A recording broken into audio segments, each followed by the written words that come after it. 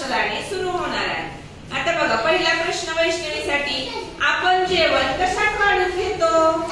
ताटात. बरोबर आहे का? भाकरी कशावर भाजतात? तव्यावर. आवळा कसा लागतो? तुरट.